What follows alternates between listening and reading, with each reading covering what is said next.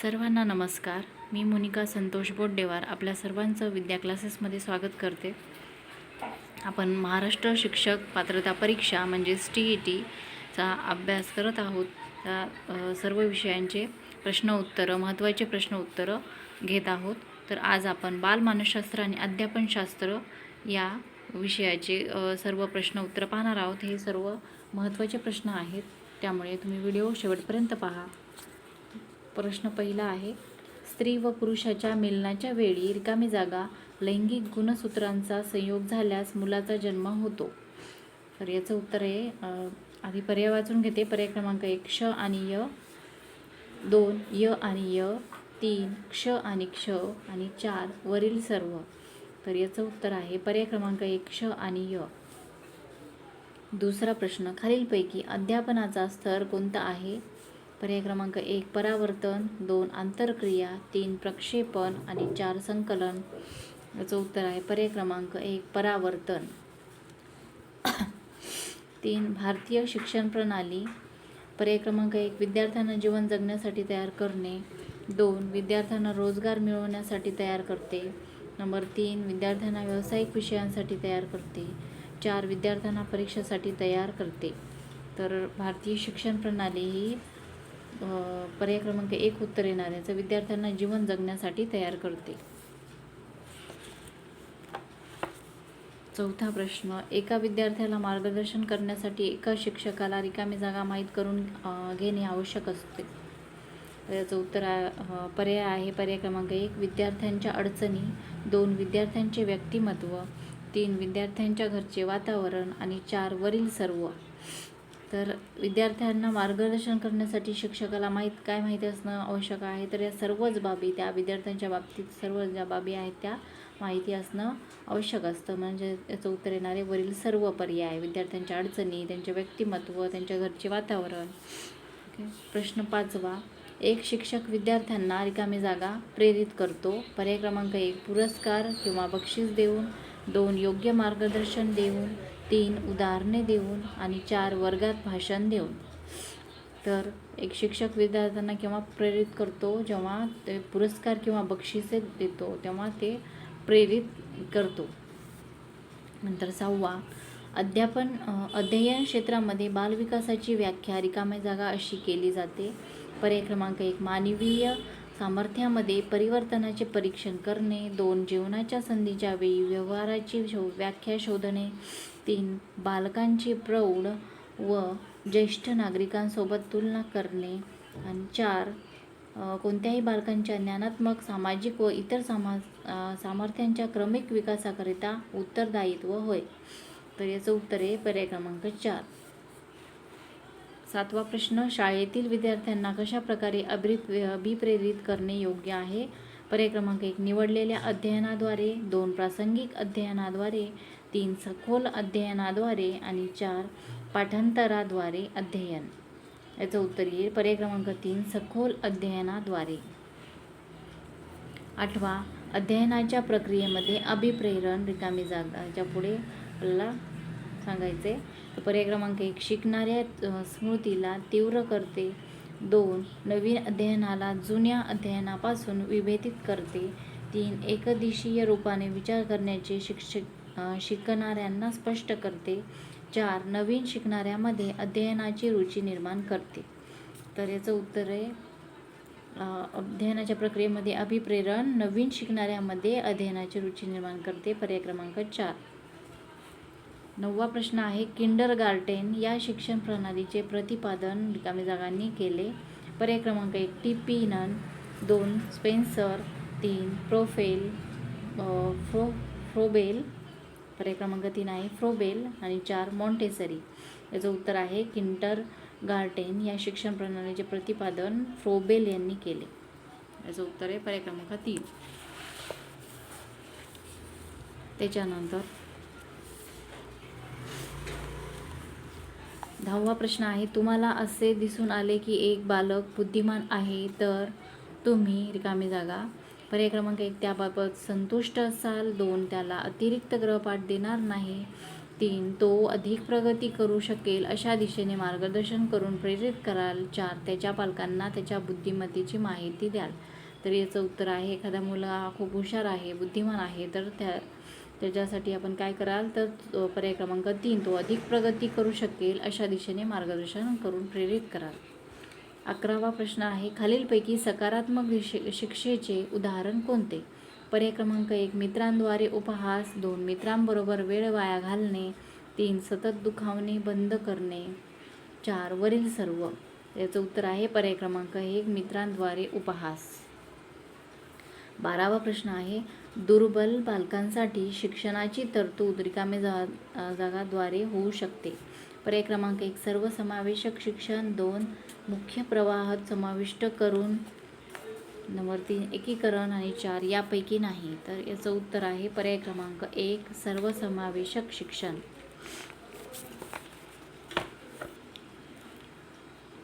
13वा प्रश्न आहे, मूल्यांकनाचा उद्देश रिकामे जागा हा आहे. पर्याय क्रमांक 1 बालकांना मंद गतीने व तीव्र किंवा शीघ्र गतीने शिकणारे असे संबोधित करणे, 2 ज्या बालकांना उपचारात्मक शिक्षणाची आवश्यकता आहे त्यांना ओळखणे, 3 अध्ययनातील अडथळे व समस्या क्षेत्रांचा शोध घेणे, 4 उत्पादक जीवन जगण्यासाठी शिक्षणाने त्यांना कोणत्या स्तरापर्यंत तयार केले आहे याचा अभिप्राय घेणे. याचं उत्तर आहे पर्याय क्रमांक 4 हा मुख्य मूल्यांकनाचा उद्देश आहे. 14वा प्रश्न, ज्या प्रक्रियेत व्यक्ती प्रत्यक्ष अनुभवाद्वारे न शिकता दुसऱ्या व्यक्तीच्या व्यवहारातून शिकतो त्यास रिकामे जागा म्हटले जाते. पर्याय क्रमांक 1 सामाजिक अध्ययन, 2 अनुबंधन, 3 प्रायोगिक अध्ययन, 4 आकस्मिक अध्ययन. याचं उत्तर आहे पर्याय क्रमांक 1 सामाजिक अध्ययन.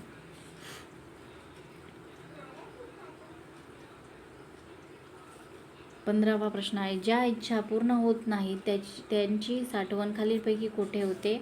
पर्याय क्रमांक 1 ईडी, त्यालाच कंसामध्ये आयडी दिलंय, 2 अहंकार, 3 सर्वोच्च अति अहंकार, 4 ईडी आणि अहंकार. याचं उत्तर आहे पर्याय क्रमांक 1 ईडी ईड. 16 व्यक्तीचे अध्ययन खालीलपैकी कोणत्या परिस्थितीत घडून येते? पर्याय क्रमांक 1 सर्वोच्च वातावरण, 2 नियंत्रित वातावरण, 3 पर्यवेक्षित वातावरण, 4 नैसर्गिक तसेच नियंत्रित वातावरण. तर व्यक्तीचे अध्ययन पर्याय क्रमांक 4 नैसर्गिक तसेच नियंत्रित वातावरणात घडून येते. 17 वर्गातील शिक्षक मानसशास्त्रीय बाजू रिकामी जागा हे उत्कृष्टरित्या हाताळू शकतात. पर्याय क्रमांक 1 वर्ग शिक्षक, 2 विषय शिक्षक, 3 प्राचार्य आणि 4 मुख्याध्यापक. याचं उत्तर आहे पर्याय क्रमांक 1 वर्ग शिक्षक. 18वा प्रश्न, प्रत्येक व्यक्तीच्या अंगी असणाऱ्या काही सुप्त क्षमता लक्षात घेऊन त्याचा विकास करणे म्हणजे रिकामी जागा. पर्याय क्रमांक 1 परीक्षा, 2 शिक्षण, 3 मूल्यमापन, 4 मुक्त शिक्षण. याचं उत्तर आहे पर्याय क्रमांक 2 शिक्षण. 19वा प्रश्न आहे, पुढीलपैकी कोणते घटक प्रभावी अध्ययनास विशेष तत्वाने हातभार लावतात? पर्याय क्रमांक 1 अध्ययनार्थीची प्रेरणा, 2 संस्थेकडे उपलब्ध असणारा निधी, 3 अध्यापकाला उपलब्ध असणारी अंतर्गत संरचना, 4 अध्ययनार्थीचा सक्रिय सहभाग. पर्याय दिलेले आहेत 4 वाक्यामध्ये. कोणते वाक्य बरोबर आहे ते ओळखायचं आपल्याला. पर्याय क्रमांक 1 आणि 2, 2, 1, 3 आणि 4, 3, 4 आणि 4 वरील सर्व. त्याचं उत्तर आहे पर्याय क्रमांक 2, 1, 3, 4. 20 अध्यापन म्हणजे काय? पर्याय क्रमांक 1 अद्ययावत माहितीचे देवाण, 2 पाठांतर आणि माहितीची पुनरुक्ती यास प्रोत्साहन, 3 चांगल्या वाचन व लेखन कौशल्याचा विकास, 4 अध्ययनाला अनुकूल परिस्थिती निर्माण करणे. तर अध्यापन म्हणजे पर्याय क्रमांक 4 अध्ययनाला अनुकूल परिस्थिती निर्माण करणे. 21वा प्रश्न आहे, मुक्त सार्वत्रिक व सक्तीच्या प्राथमिक शिक्षणाची तरतूद रिकामी जागामध्ये आहे. पर्याय क्रमांक 1 भारतीय राज्यघटनेच्या मूलभूत अधिकारात, 2 भारतीय राज्यघटनेच्या मूलभूत कर्तव्यात, 3 भारतीय राज्यघटनेच्या मूलभूत तत्वात, 4 भारत सरकारच्या शिक्षण कायद्यात. त्याचं उत्तर आहे पर्याय क्रमांक 1 भारतीय राज्यघटनेच्या मूलभूत अधिकारात. 22वा प्रश्न आहे, रिकामी जागा या शिक्षण प्रक्रियेतील पायरीत शिक्षकाची भूमिका मित्राची व मार्गदर्शकाची असते. पर्याय क्रमांक 1 प्राथमिक शिक्षण, 2 माध्यमिक शिक्षण, 3 उच्च माध्यमिक शिक्षण आणि 4 वरील सर्व. तर याचं उत्तर वरील सर्व काय येणार आहे, तर कारण शिक्षकाची भूमिका मित्राची आणि मार्गदर्शकाची सर्वच वर्गाला असायला पाहिजे. प्राथमिक शिक्षण असो की माध्यमिक किंवा उच्च माध्यमिक, सर्वात याच्यामध्ये शिक्षकाने मार्गदर्शकाची त्याची भूमिका असते. 23 रिकामी जागा काळात पाठांतर हे फायदेशीर ठरते. पर्याय क्रमांक 1 अध्ययनाच्या सुरुवातीच्या, 2 अध्ययनाच्या शेवटच्या, 3 अध्ययनाच्या सुरुवातीच्या व शेवटच्या आणि 4 संपूर्ण अध्ययनाच्या. याचं उत्तर आहे पर्याय क्रमांक 1 अध्ययनाच्या सुरुवातीच्या. 24 वर्गात जेवढे विद्यार्थी कमी असतील तेवढे चांगले, कारण वाक्य पहिलं आहे अध्यापन परिणामकारक होण्यास मदत होते. 2 प्रत्येकावर नियंत्रण ठेवता येते. 3 प्रत्येकाच्या समस्या समजून घेता येतात. 4 हजेरीला कमी वेळ लागतो व स्टेशनरीची सुद्धा बचत होते. पर्याय क्रमांक 1 आहे 1, 2 व 3, 2 फक्त 1 व 4, 3 फक्त 4 आणि 4 वरील सर्व. तर याचं उत्तर आहे पर्याय क्रमांक 4 वरील सर्वच चांगले आहे. का म्हणजे वर्गात जेवढे विद्यार्थी कमी असतील तेवढे चांगले, कारण हे सगळे कारणे आहेत. पर्याय क्रमांक 4 आहे याचं उत्तर. 25 शाळेने कोणत्या बाबीवर अधिक खर्च केला पाहिजे. पर्याय क्रमांक 1 परिसराचे सुशोभीकरण, 2 शैक्षणिक समारंभ, 3 पारितोषिक वाटप आणि 4 ग्रंथालय. याचं उत्तर आहे पर्याय क्रमांक 4 ग्रंथालयावर खर्च केला पाहिजे. प्रश्न 26 नंबरचा आहे वर्गात प्रथम येणाऱ्या विद्यार्थ्यास घोषित केलेले पारितोषिक हे रिकामी जागा आहे. पर्याय क्रमांक 1 आत्मप्रेरणेचे उदाहरण, 2 बाह्य प्रेरणेचे उदाहरण, 3 अवधानाचा प्रकार, 4 सहहेतुक अवधानाचे उदाहरण. याचं उत्तर आहे पर्याय क्रमांक 2 बाह्य प्रेरणेचे उदाहरण.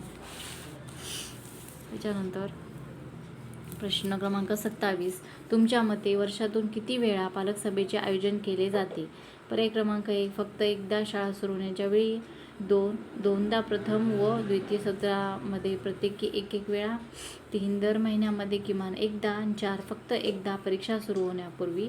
याचं उत्तर आहे पर्याय क्रमांक 2 दोनदा प्रथम व द्वितीय सत्रामध्ये प्रत्येकी 1 वेळा. 28 रिकामी जागा शिक्षणामध्ये प्रायोगिक पद्धतीचा वापर करण्यास अधिक वाव आहे. पर्याय क्रमांक 1 विज्ञान, 2 अर्थशास्त्र, 3 गणित आणि 4 कला. याचं उत्तर आहे पर्याय क्रमांक 1 विज्ञान.